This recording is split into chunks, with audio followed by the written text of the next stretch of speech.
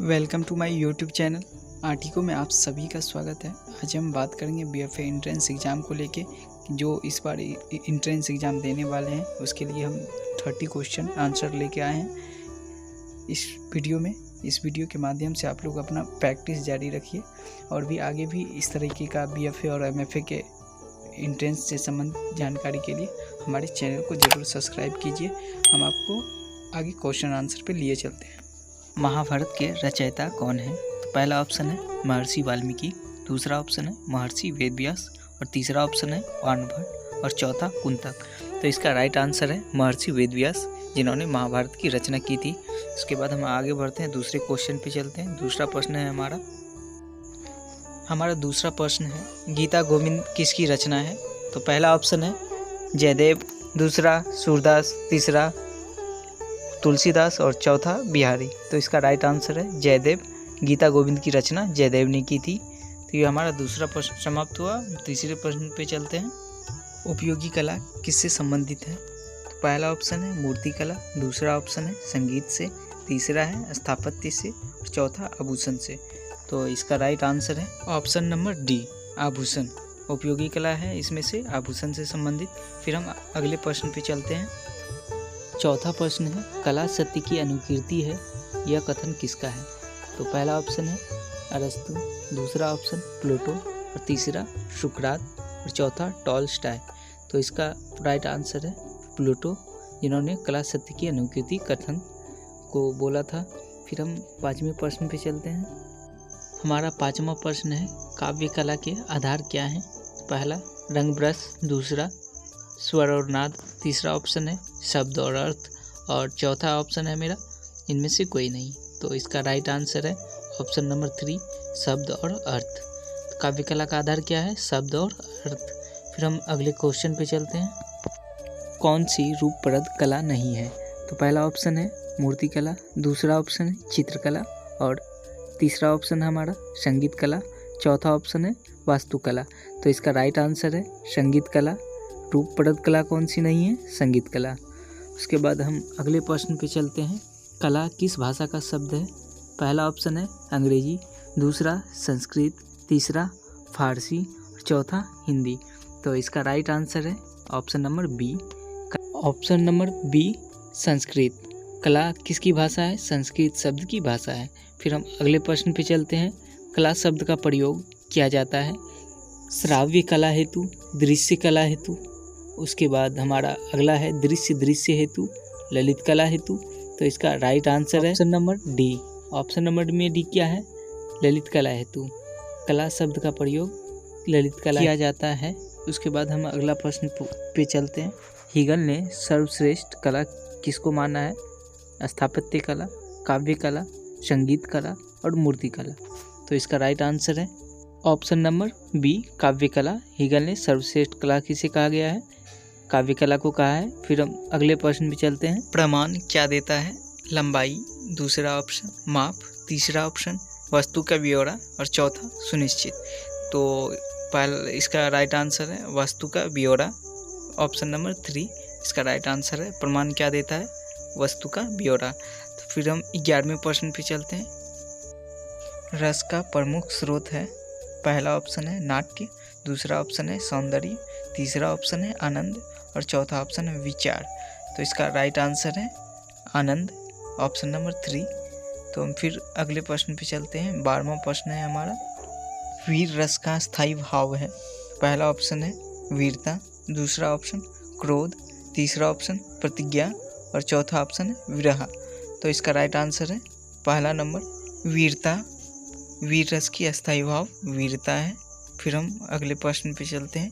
13वां प्रश्न रहा भारतीय चित्रकला की विशेषता है? पहला ऑप्शन सत्यम शिवम सुंदरम, दूसरा ऑप्शन उत्कृष्ट एवं उन्नयन, तीसरा ऑप्शन अंतःकरण की प्रेरणा और चौथा ऑप्शन है देवी स्वरूप की कल्पना। तो इसका राइट आंसर है ऑप्शन नंबर 3, अंतःकरण की प्रेरणा। तो फिर हम अगले प्रश्न पे चलते हैं। हमारा अगला प्रश्न है कला दिवस कब मनाया जाता है? तो पहला ऑप्शन है 2 सितंबर, दूसरा ऑप्शन है 18 अक्टूबर, तीसरा ऑप्शन है 2 नवंबर और चौथा ऑप्शन है 18 दिसंबर। तो इसका राइट आंसर है ऑप्शन नंबर 2, 18 अक्टूबर इसका राइट आंसर है। कला दिवस 18 अक्टूबर को मनाया जाता है। फिर हम अगला प्रश्न है हमारा, फोटोग्राफी दिवस कब मनाया जाता है? तो पहला ऑप्शन है 19 अगस्त, दूसरा ऑप्शन है 19 फरवरी, तीसरा ऑप्शन है 19 अक्टूबर और चौथा ऑप्शन है 19 दिसंबर। तो इसका राइट आंसर है फोटोग्राफी दिवस 19 अगस्त को मनाया जाता है। फिर हम अगले प्रश्न पे चलते हैं। अगला प्रश्न है हमारा 16वां प्रश्न, पिकासो का जन्म कहाँ हुआ था? भारत में, दूसरा ऑप्शन स्पेन में, तीसरा ऑप्शन इंग्लैंड में, चौथा ऑप्शन फ्रांस में। तो इसका राइट आंसर है पिकासो का जन्म स्पेन में हुआ था। फिर हम अगले प्रश्न पे चलते हैं। 17 नंबर, प्रकाश की मात्रा सबसे अधिक किस रंग में होती है? पहला ऑप्शन है पीला, दूसरा ऑप्शन है सफ़ेद, तीसरा ऑप्शन है नीले और चौथा ऑप्शन है लाल। तो इसका राइट आंसर है ऑप्शन नंबर ए पीला। प्रकाश का सबसे अधिक रंग पीले में पाया जाता है। उसके बाद हम अगले प्रश्न पे आते हैं। अगला प्रश्न 18वां प्रश्न है हमारा, कर्णवृत्त रेखा प्रदर्शित करती है नाटकीयता, शीतलता, तीसरा शांति और चौथा बेचैनी। तो इसका राइट आंसर है 4 नंबर बेचैनी। उसके बाद हम अगले प्रश्न पे आते हैं। 19 नंबर, आँख में तंतु रंग का अनुभव करते हैं, उसका नाम है प्यूपल, दूसरा ऑप्शन है रेटिना, तीसरा रोडस कॉर्न्स और चौथा ऑप्शन है इनमें से कोई नहीं। तो इसका राइट आंसर है ऑप्शन नंबर 3 रोडस कॉर्न्स।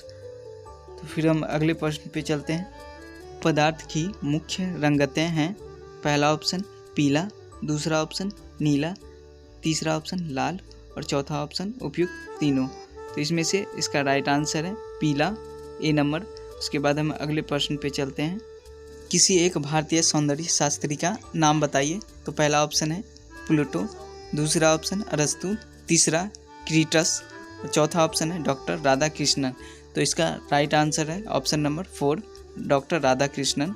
ये भारतीय सौंदर्य शास्त्री में से एक हैं। उसके बाद हम अगले प्रश्न पे चलते हैं। अमृता शेरगिल का जन्म कब हुआ था? तो इसका पहला ऑप्शन है 1940 में, दूसरा ऑप्शन 1951 में, तीसरा ऑप्शन 1913 में और चौथा ऑप्शन 1950 में। तो इसका राइट आंसर है 1913 में, ऑप्शन नंबर 3। उसके बाद हम अगले प्रश्न पे चलते हैं। 23वां नंबर प्रश्न हमारा रहा। 23 नंबर प्रश्न है, बाबर का मकबरा कहाँ स्थित है? तो इसका पहला ऑप्शन है दिल्ली, दूसरा ऑप्शन काबुल, तीसरा ऑप्शन आगरा, चौथा ऑप्शन लाहौर। तो इसका राइट आंसर है काबुल, ऑप्शन नंबर 2। इसके बाद हम अगले प्रश्न पे चलते हैं। 24 नंबर, थंग का चित्रकला संबंधित है, पहला प्रकृति से, दूसरा ऑप्शन दृश्य से, तीसरा ऑप्शन बुद्धि से और चौथा इनमें से कोई नहीं। तो इसका राइट आंसर है ऑप्शन नंबर 3 बुद्धि से। थंग का चित्रकला बुद्धि से संबंधित है। उसके बाद हम 25 नंबर पे आते हैं। 25वां प्रश्न हमारा, भारत माता मंदिर कहाँ स्थित है?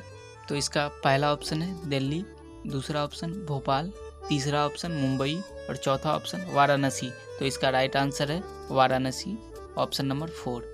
तो फिर हम 26वें प्रश्न पे आते हैं। पटना स्थित गांधी मैदान में लगाई गई गांधी जी की प्रतिमा कितने फीट की है? तो पहला ऑप्शन है 56 फीट, दूसरा ऑप्शन है 70 फीट, तीसरा ऑप्शन है 40 फीट और चौथा ऑप्शन है 80 फीट। तो इसका राइट आंसर है 70 फीट।